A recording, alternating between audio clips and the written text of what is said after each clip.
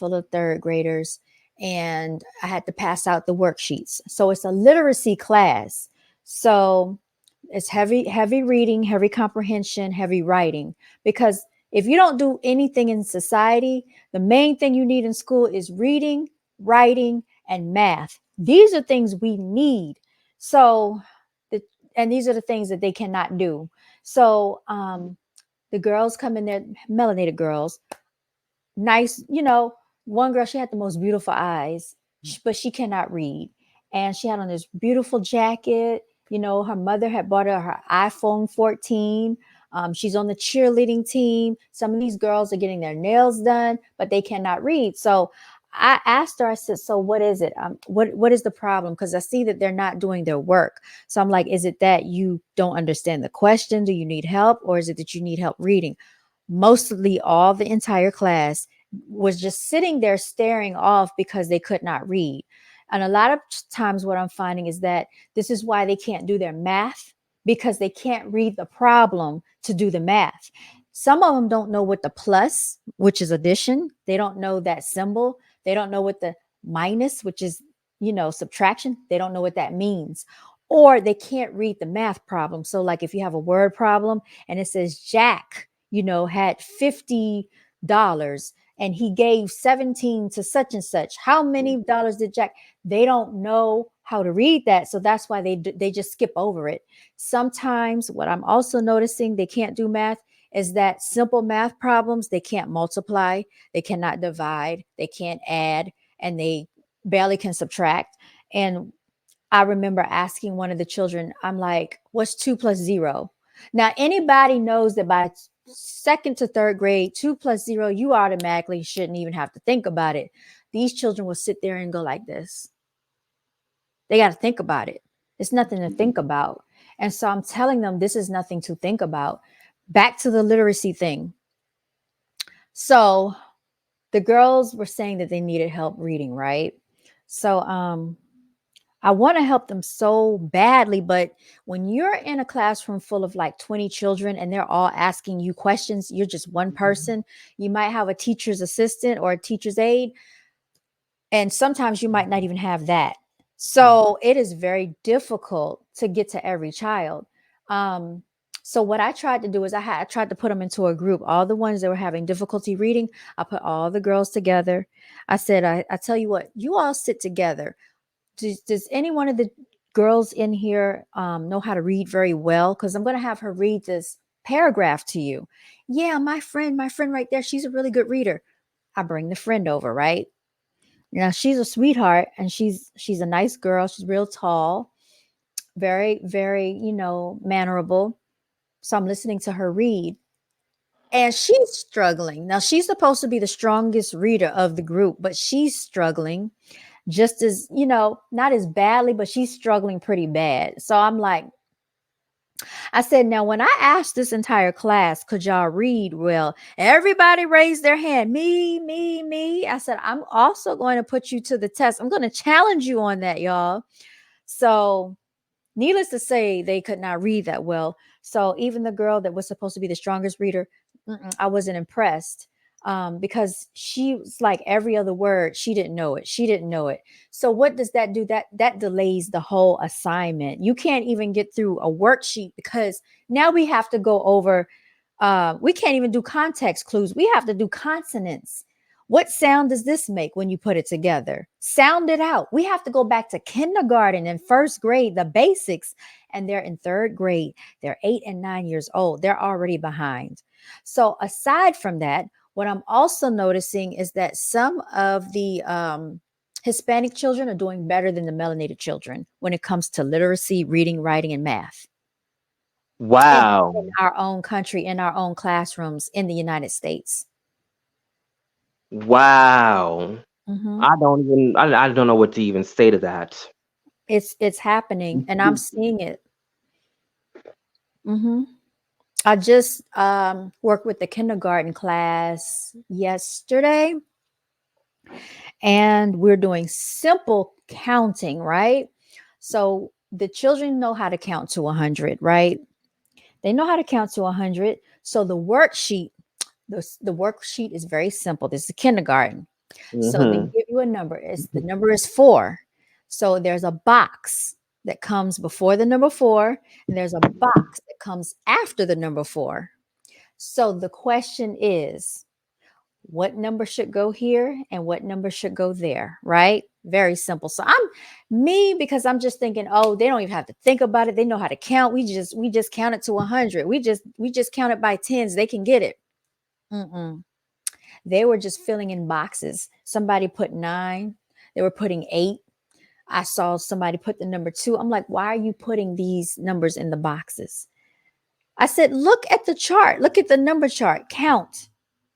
But what's happening is that, like Cat Williams was saying, you have a world full of illiterate children because of what they've done to the school system. So now it's no child left behind, meaning that if your child does not understand in kindergarten, you can still get pushed to first grade. If your child does not understand in first grade, you can still get pushed on to second grade. So this is why you have a room full of third graders that can't read, because they didn't read, they didn't understand in kindergarten, first grade, or second grade. Now it's not up to the school system to hold the children back. The parents have to sign a paper saying that they want their child held back because it's no child left behind. So this was a setup when they did that. Now, guess what? When your child graduates and gets a diploma, it doesn't mean anything because anybody can get a diploma. You don't even have to be able to read to get a diploma. My friend in Dallas told me that she works with 5th and 6th graders that cannot read. Some of them, she said, don't even know how to write their names. But they're still getting passed along. They're still getting passed along because it's no child left, literally no child left behind. That's what they have going on. No child left behind. Remember, like when Bill Clinton came up with the 3 strikes rule, 3 strikes you're out. Well, they came up with the no child left behind. And nobody cares about that. Like when you start talking about the literacy rate and education, and if the children are our future, what's going to happen when we need lawyers, when we need doctors, and we need things like scientists and nurses and physicians and just all types of things, we're not going to have anybody because these children cannot read and they cannot do math. When I'm telling you they cannot do math, they're teaching them common core math, meaning that this is why they cannot multiply in third grade, because they're teaching them to draw some type of chart and a bar. I don't know if you had to do this in school, Knowledge Seeker, but the way that we learned how to multiply and divide was not this way. And it's confusing the children. And there's a very simple way to get the answer. I was working with a group of 4th graders last week and I had them multiplying. This girl sat there and drew out a whole freaking chart and a graph trying to multiply when all she had to do was carry her numbers, and boom, we got the answer in a matter of seconds. And so what I did was I put it up on the board. I let them see how I did it. I gave one of them my phone. I said, now check it on the calculator and see if I'm right. While she's still sitting up there 5 minutes later doing a whole diagram because she has to do it the way they're teaching her just to multiply. And so, if you don't do these steps properly and you don't know how to multiply, you don't know how to divide, because you need multiplication to understand how many times does 7 go into 28? How many times does 5 go into 45? They don't know it. We know that it's 9 because we know 9 times 5 is 45. It's very simple. They're not grasping the concept of that because they're not being taught how to properly multiply. A lot of them can barely add if they have to carry the 1. A lot of them can barely subtract if they have to borrow from the tens. They're not grasping the concept. So now you have a group of children that can't read, can't spell, can't comprehend, can't do math. What do you think is going to happen? So a lot of the melanated children are not going to get jobs by the time they graduate. You know who's going to get their jobs? The Hispanic children, The immigrants. the immigrants. They're And going to surpass us. that's another, yes. That is a definitely a topic I'm going to go in on. And the title of that video is going to be, "This video is not for everybody," because everybody is not going to watch it, nor do they care, and they might get offended by it. But you know what? I'm offended because I was a melanated girl in school. And guess what? I look at these girls and I look at these young melanated boys and I see my nephew. I see myself in Right. these girls. Um, I see the fact that they deserve to have an education system that's not going to fail them. And some of this is happening because of the parenting. So there's a lack of parenting going on at home. One of the girls was looking at me and she was, talking about like talking about other things that had nothing to do with reading. And so I tried to talk to her. I tried to sit down and talk to her. I asked the girls, I said, "Look, what do you want to do when you get older?" So one of the girls said, "I want to sell clothes." I said, "That's great." I said, "I do that too. I have a clothing brand." The other girl said, "I don't want to do anything." She said, I don't want to be anything. I don't want to do nothing." That's what she told me. I said, "What do you mean you don't want to do anything?" She said, "I'm going to just get on Zoom." I said, "What do you mean you're going to get on Zoom?" So I'm thinking that perhaps she has a parent at home that gets on Zoom, because like you work from home, you have meetings, you have a Zoom meeting. So then I mm-hmm. said, "Well, in order for you to get on Zoom and in order for you to have a job working from home, do you understand that you're still going to have to read? Do you understand that reading?" I told her, I told all of them, I said, "Reading is so important." I said, "If you don't do anything else in school, you need to learn how to read and do your math." I said, "And the reason you need to know how to do your math, you don't want anybody cheating you out of your money." And she said, "Well, I can just make pillows." I said, "Do you understand if you're going to make pillows, you have to follow instructions and directions? So you're going to have to read what type of material to buy from the store. If you have customers and clients, you're going to have to know how to understand how to read their names." Because she had an answer for everything I said, right? So that's the one that's on the cheerleading team. And I'm like, so where is like the focus here? Where's the priority? Because if it was my child, she would not be on a cheerleading team unless she can actually read before she goes out having extracurricular activities. Then on top of it, there's another young lady that really was struggling, and her situation was, so I asked all of the children, I said, "Do you have anybody that reads to you at home?" That's a major problem that's going on with these children that can't read. They don't have anybody reading to them at home. 10 to 20 minutes. No, I'm not even going to say 10 minutes. 20 to 30 minutes, because I used to read to my nephews. We had story time before bed. They loved it. And that really helps them, because when they get read to, they recognize words and they get to, it helps them. So one girl told me that she tries to get somebody in her family, I think her siblings or someone older than her, to read, but they can't do it because they're busy, and her mother can't do it because she's a shift leader and she's working. I cut her off right there. I said, "Sweetheart, it's not your fault that your mother has to work. It's not your fault that your mother is a shift leader and has this shift and all of this." I said, "Your education is important. You are a priority. You're important." It was really making me mad. It was irritating me because all of these excuses are things that her mother told her. So you're putting ahead the fact that you have a job ahead of your child. So you don't care that your child can't read and she's struggling in school. You think it's the teacher's job to teach your child everything. It's not the teacher's job to teach your child Exactly. everything. They're there to help your child through, but you have to do your part as a parent. Sit down and go over their homework. Find out what they're learning. Go over vocabulary words. I've asked children in the tutoring sessions that I've had when we did math, "Do you have flashcards at home?" "No." I said, "See if your parents can get you some flashcards."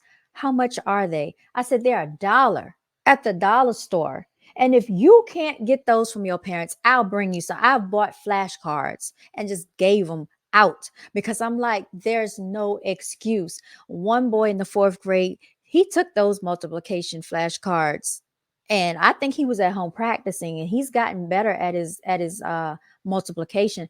But it's simple little things like that. And that boy is not even from this country. I think he's from the Middle East, Saudi Arabia, somewhere like Yeah. that. But I'm just saying, Yeah. simple things that parents can do, they're not doing. But you go out, and your daughter that can't read, you bought an iPhone. Then when she's ready to go home, right before class ends, she's asking me, can she text someone? I said, no, do it on the bus. Why would you even try to text someone? She probably doesn't even know how to spell the words. She's probably like, just saying it over the phone. I don't know what she's doing. But the priorities, where do they lie? Why does your daughter have a cell phone and she cannot read? Why is she on the cheerleading team? She cannot read. You know what I'm saying? All these ladies, gadgets, these video games that's babysitting the children. This is why they can't read. This is why the kindergartners don't have an attention span. This is why, because the parents want the iPads to babysit their children, YouTube to babysit their children. A lot of people are going to get offended by that. They don't want to hear that, but it's the truth. They're not parents, they're procreators. They just have children. And then a lot of times, you'll find also that melanated children are the ones sleeping in the classroom. Oh, yes, I've seen that happen quite a few times. They're the only ones sleeping in the classrooms. When I was going to school, that would never happen. I politely, two melanated boys, told them that, they need to do their work. They didn't want to do their work. They want to lay down and go to sleep. So I asked the teacher's aide, I said, does this normally happen in here? Do they normally sleep? She was like, yeah, they do sometimes. I said, and what happens when they do this?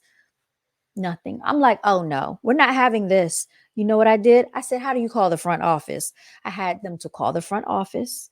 I got on the phone. I let them know what's going on. I said, there are two people in here that want to go to sleep and don't want to do their work. There was two melanated guys came from the front office, showed up to that classroom, let those two little melanated boys know, you're going to sit up and do your work. If I have to come back in here, there are going to be consequences. I didn't have any more issues. So a lot of things that's going on in the classroom is because there's a lack of having fathers in the household. That's why this is happening. Behavior issues is going on in the classrooms because there are no fathers for reinforcement. So what I Mhm. would really love to see is more melanated men in the school systems. It's a beautiful thing when you see it, and I love it every time I see it, because melanated boys respond differently when they see melanated men in the school. This particular school has a melanated principal, which I love, melanated guy principal, and melanated males are working there. And I mean, you need to see that balance, because a woman cannot raise a man. It's just what it is. She's not a man. She is not biochemically designed to be a man. So all these mothers out here talking about some, oh yeah, I'm the male and the father. No, I'm the father and the mother. You're really not. You're trying to play a role that you cannot play. And so this is why you have a lot of these boys that's either emasculated, or either they just don't respect women in school. So I also had to have a talk with one of the kindergartners yesterday, because you know how you have helpers in school.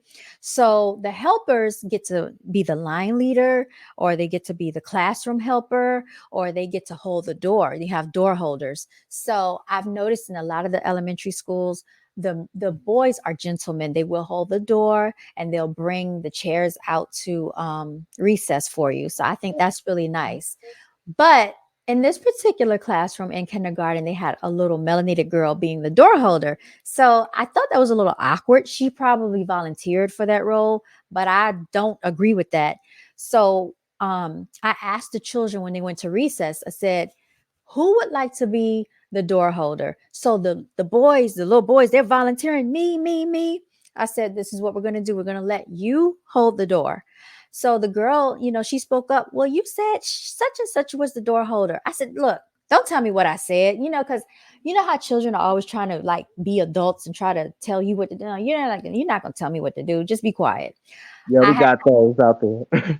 I had to have a conversation, because one of the other boys was like, but such and such is the door holder. I said, no, look, I said, you let these little boys be gentlemen.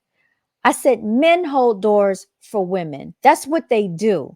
I said, this is a male's job. This is a man's job. I said, and these are little gentlemen, and they are being a gentleman by holding the door for her, and she's a female. I said, so let them do what they're supposed to do. I said, this is why I have them holding the door open, because they're men, they're males, they're boys. I said, this is a male's job. I don't know whose bright idea it was. Nothing against the teacher, but I just think that some things you need to instill in children so they can understand the concept, because really, like, society is so backwards right now. It's so backwards right now. But anyway, that's my little rant right there about the school system, yeah, and everything that's going on. No, you're good. I was listening to the whole thing. Like it's educational, though. I guess things have actually changed, since I was in school, though. So I was when you even said they was falling asleep in class, though. That was never me 1,000 times to Me begin either. with. I Especially about never. the yeah. Yeah, I wouldn't have. I don't even think we would have been able to get away with something like that. Honestly, no. I Well, then didn't have again. behavioral issues in school though. Oh, I never had behavior issues in school. Like I wasn't a student to cause problems. I wanted to get my education so I could just get the heck out of there. Like Right? for me, Exactly. I absolutely hated school growing up though. So like I said to myself, I'm gonna do my best to get decent grades and get my diploma and get out. That's exactly what I did.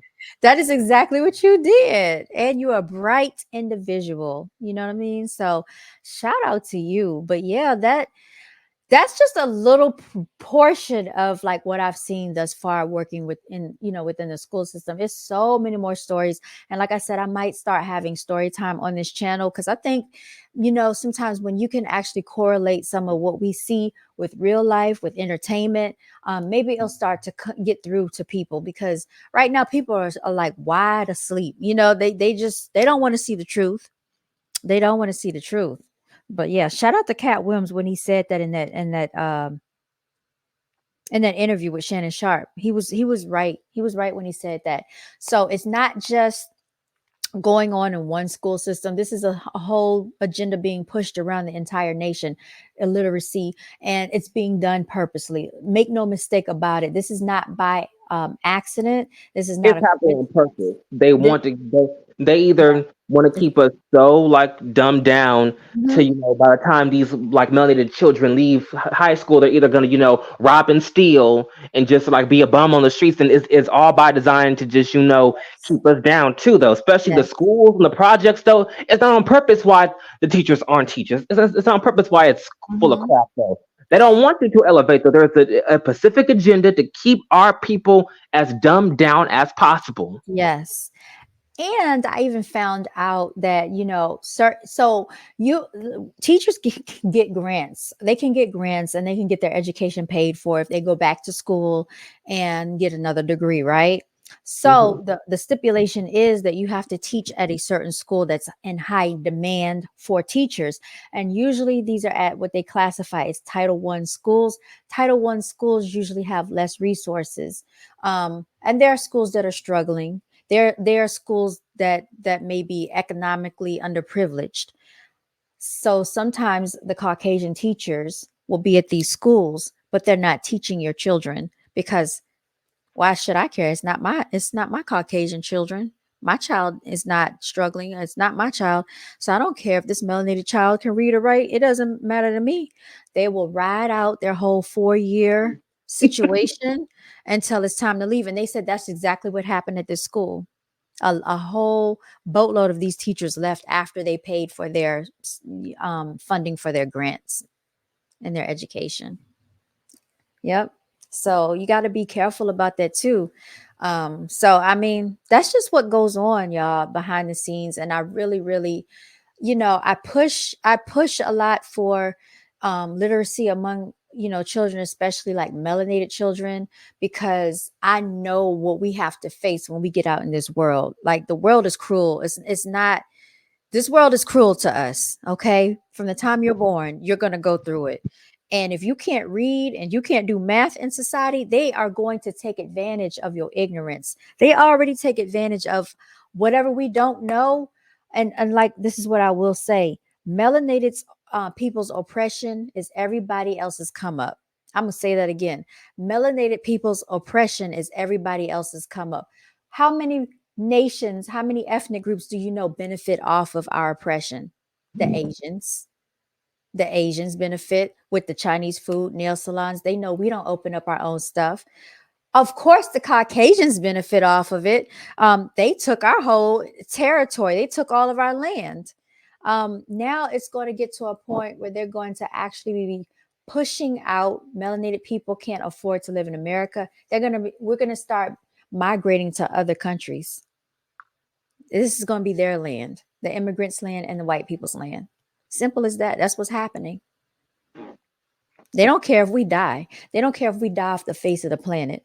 And really, I think this is what the COVID was designed to do. Because if you remember, they said it was going to do what? It was going to target melanated people. We were going to be the ones susceptible and prone to it the most. And if you've noticed, within the last couple of months, more and more people have been getting like these upper respiratory infections and becoming sick. I got sick twice, lost my voice twice, was so weak I couldn't even walk. I had to cancel my tutoring session. Normally, I don't ever get sick, but because I'm starting to be in close proximity around these germ incubators called children, I guess my immune system was not used to that, and I ended up getting sick. And my body fought it off. You know, most people would be like, go to the doctor. Now I'm scared to even go to the doctor, because if you exhibit anything that sounds like a COVID related symptom, they're going to want to test you for COVID. And I don't trust their test kits, because you know what I said was going on with those test kits on the cotton swabs of those test kits, particles moving around. And when they test you, they stick it up your nose, and that goes close to your brain.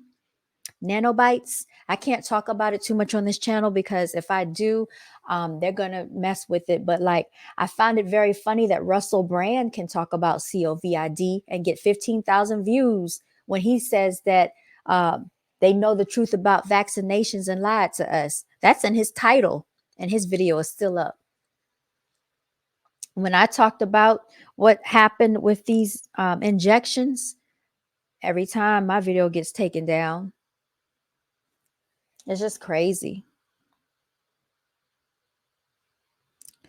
But anyway, any more closing words, Mr. Knowledge Seeker, before we head out? Oh no, just I do want to just I always like to